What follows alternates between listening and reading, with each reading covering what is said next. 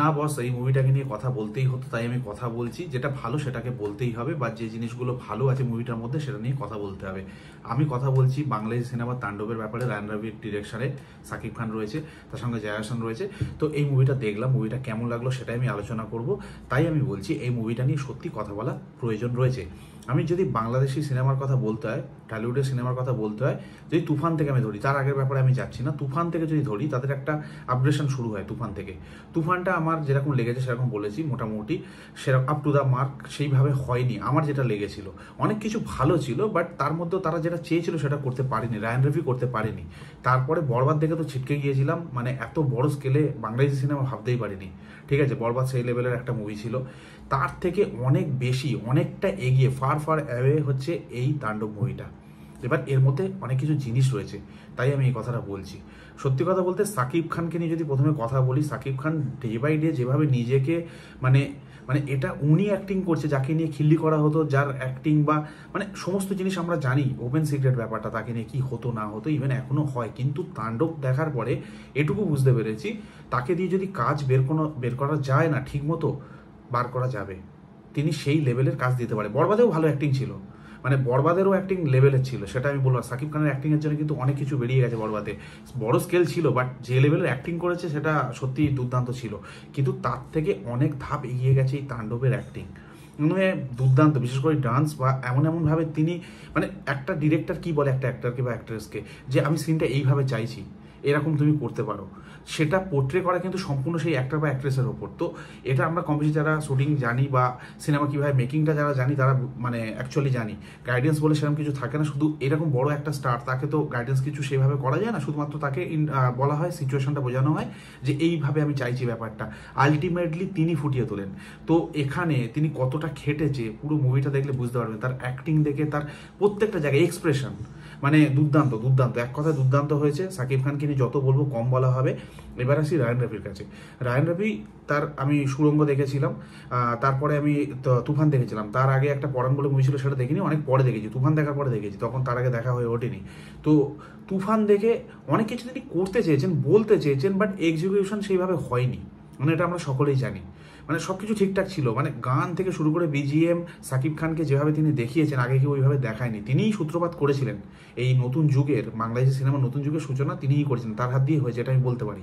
ঠিক আছে, তো সেই জিনিসটা কিন্তু হয়নি যেটা তিনি চেয়েছিলেন। আর এইখানে অর্থাৎ এই তাণ্ডবে কিন্তু সেই জিনিসটা আলটিমেটলি তিনি যেটা চেয়েছেন তার থেকে বেশি কিছু করে ফেলেছেন, মানে অনেক বেশি আপগ্রেশন হয়ে গেছে। দুর্দান্ত গল্পটা প্রথম হাফে আপনার ফ্ল্যাট লাগবে বা খুব সিম্পল মনে হবে, সেরকম কিছু বুঝতে পারবেন না, বাট সেকেন্ড হাফ থেকে এত বেশি টুইস্ট, এত বেশি চেঞ্জ হয়ে যাবে, যেটা আপনাকে সারপ্রাইজ করতে বাধ্য।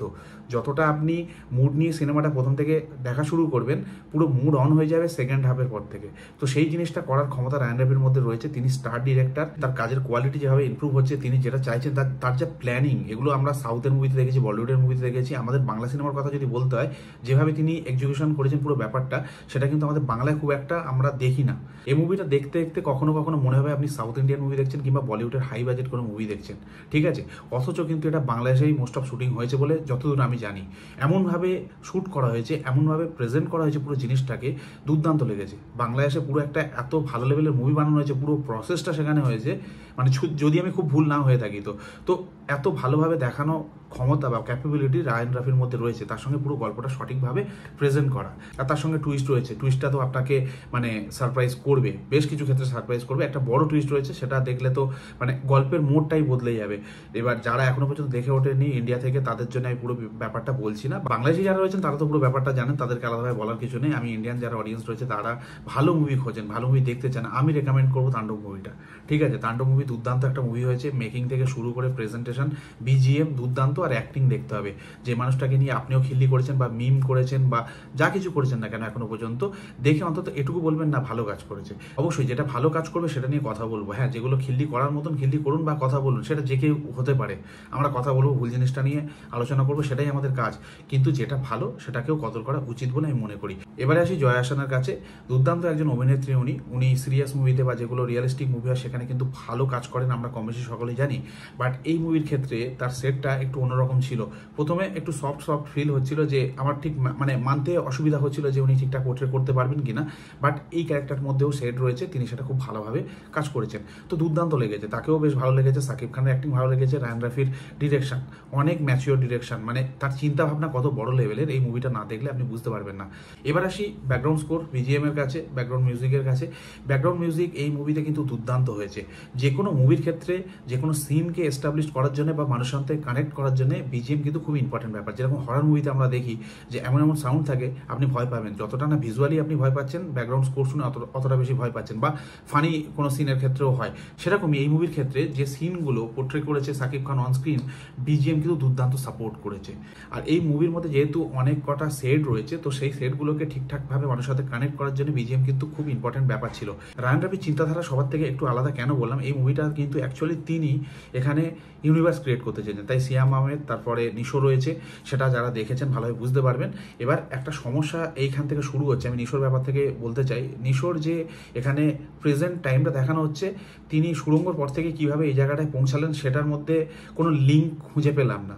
আর সিয়াম আহমেদের প্রেজেন্টেশন খুব ভালো, যেরকম দরকার ছিল সেটা তিনি করেছেন। এবার নিশোর ব্যাপারটা আমার একটু খটকা লেগেছে, তার সঙ্গে আরেকটা জিনিস আমার একটু নেগেটিভ লেগেছে বা হঠাৎ মুড চেঞ্জ হয়ে গেছে, সেটা হচ্ছে একটা গান, যে গানটা আসার কোনো প্রয়োজন ছিল না ওই মুহূর্তে। মানে কোথায় মেকাররা পুট করবে এরকম একটা চিন্তাভাবনার মধ্যে ছিল হয়তো, তাই হঠাৎ করে এক জায়গায় পুট করে দিয়েছে। আমার ওটা খুব মানে মুডটা চেঞ্জ করে দিয়েছে, যে একটা মুডে আমি মুভিটা দেখছি, হঠাৎ করে একটা গান এসে বা যেটা প্রয়োজন নেই সেই জায়গায় সেখানে পুট করে দেওয়া হলো। তো বাকি এই জিনিসটা আমার ঠিক পছন্দ হয়নি। আর যেরকম বললাম যে নিশোকে যেভাবে এখানে দেখানো হয়েছে, তার একটা আমার মনে হয় কিছু লিঙ্ক থাকবে হয়তো, বাট ওটাও আমার যেন একটা হঠাৎ করে জিনিসটা মানে মনে হলো যে এত লার্জ একটা স্কেলে তাকে দেখানো হচ্ছে বা তার এতটা পাওয়ার বা মানে ঠিক লিঙ্ক ব্রেক হয়ে গেছে ব্যাপারটা। এই জিনিসটা জানি না কি হবে না হবে, যেহেতু তিনি একটা এখানে ইউনিভার্স ক্রিয়েট করছেন, হয়তো কোনো স্টোরি তিনি পরে অ্যাড করবেন অন্য যে সমস্ত পার্ট আসবে সেখানে। যাই হোক, এই জিনিসটা আমার একটু খটকা লেগেছে। আর বাকি সেরকম কিছু আমার মনে হয়নি, সব দিক দিয়ে ঠিকঠাক ছিল। তাণ্ডবটা অনেক অনেক অনেক এগিয়ে। ইভেন আমি এটুকু বলতে পারি, আমাদের বাংলা মানে কলকাতায় যে বাংলা সিনেমাগুলো হয়, খুব কম সিনেমা রয়েছে এইভাবে প্রেজেন্ট করা হয়েছে। আমাদের এখানে যদি বলতে হয়, আমরা বেশ কিছু গোয়েন্দা গল্পতে এ ধরনের ধাঁচের মুভি দেখেছি, ডিটেকটিভ মুভিতে দেখেছি। তাছাড়া একটা মুভি রয়েছে হস্টেজ থ্রিলার, আমাদের এখানে হয়ে গেছে কিছুদিন আগে, সেই মুভিটার ক্ষেত্রেও একইভাবে জিনিসটাকে প্রেজেন্ট করা হয়েছে, কিছু ক্ষেত্রে মনে হয়েছে। তো সেই জিনিসটা আমার লেগেছে। বাকি ওভারঅল মুভি কিন্তু দুর্দান্ত হয়েছে। সাকিব খান অনেক স্টেপ এগিয়ে গেছে, এক দু স্টেপ না, বহুত স্টেপ এগিয়ে গেছে। আর রায়ান রাফি যেটা তুফানে যে ভুলগুলো করেছেন, আর মনে হয় এখানে তিনি সূত্রে নিয়েছেন, দুর্দান্তভাবে কাজ করছেন, অনেক স্টেপ তিনিও এগিয়ে গেছেন। আর একটা জিনিস যেটা আমাকে খুব ইমপ্রেস করেছে, বাংলাদেশকে খুব ভালোভাবে প্রেজেন্ট করা হয়েছে।